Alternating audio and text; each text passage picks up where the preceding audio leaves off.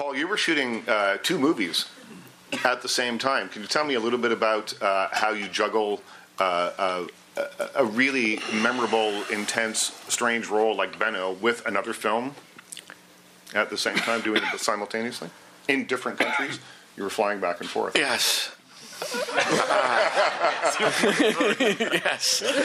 He did get confused a lot. I got confused. I started. Fortunately, the other movie was not terribly demanding on me. It was a musical that I was doing, and I didn't have to sing or dance or anything in it. I just had to show up and crack jokes and things like that. So it was. I was a little bit pissed off that I had to do them both at the same time. It wasn't supposed to happen that way. Right. I was panicked about it. I mean, this thing was intimidating, the length of it and the language and stuff, and so I was bothering everybody I could on this other movie to read this thing with me. Yeah, and I was fortunately Malin Ackerman.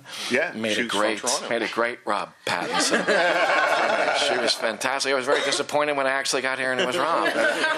But she, God bless that woman, sat and read that thing with me over and over and over again because I just needed to feel that security. But it was actually kind of great to click out of one thing to the other. It was fantastic. So it wasn't all shot in one go then? Did you shoot part, leave, and then come back? Oh, no. We shot the whole thing. Like Emily was saying, it was like a whole separate little movie. We had, I think, 6 days blocked out to shoot it and shot it in three or something like that.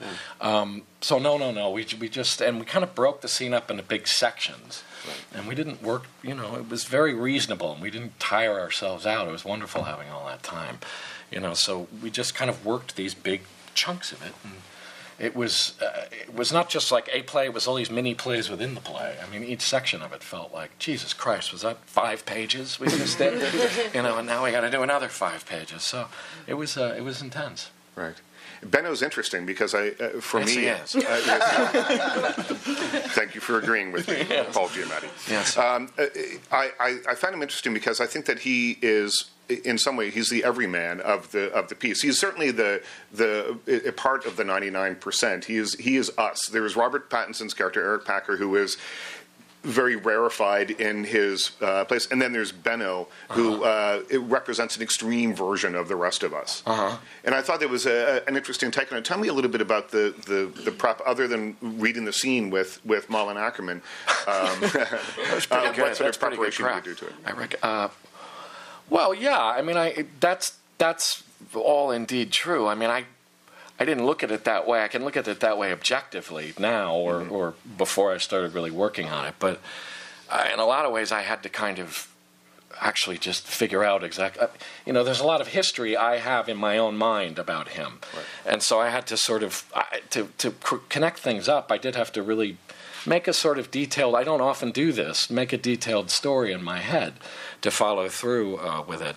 But, it seemed to me like the basic thing I hooked into was that kind of, I suppose, if you think about people who become obsessed with somebody else like that, I mean, I'm kind of in love with him. I mean, there's a kind of strange love that's so strong, I hate him. Right. I mean, I can't stand how much he's made me need him and love him, and I have to kill him.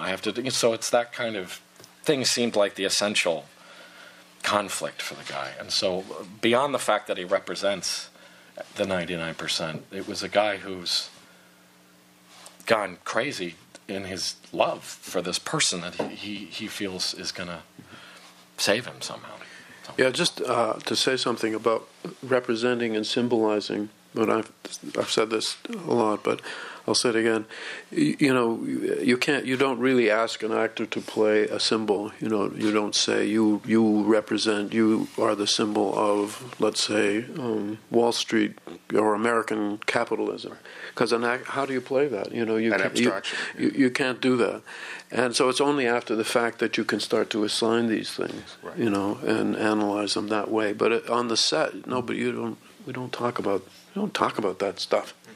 Emily, what did you represent, though? Will you tell me what you finally did? Was yuan. It jogging or the yuan? The yuan. I had to look that up.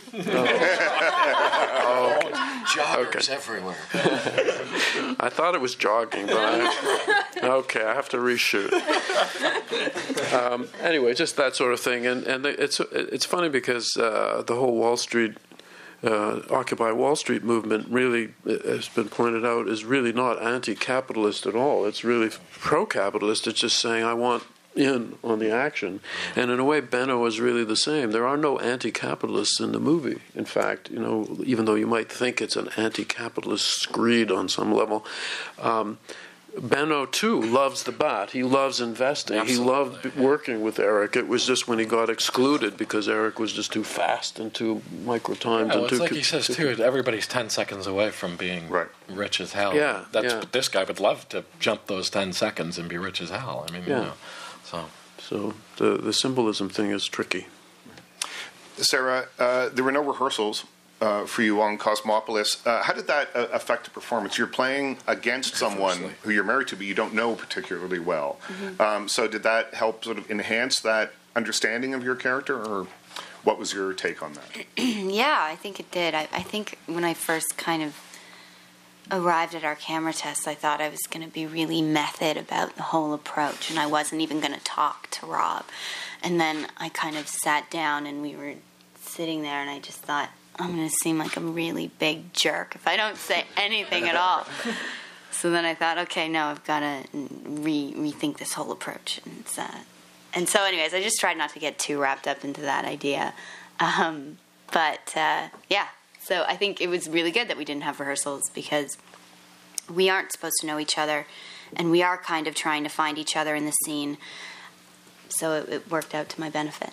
Right. I'm going to get to everyone in just a second. Kevin, congratulations on this. It was we had spoken a week or so beforehand on the phone talking about Edwin Boyd, and I asked you a little bit about Cosmopolis, and you said, I can't really tell you that much about it because you wanted people to see it beforehand. Now that the film is done, what do you hope people take away from it? From this film? Yeah. Well, you're going to hit me with that question? Yes, I am.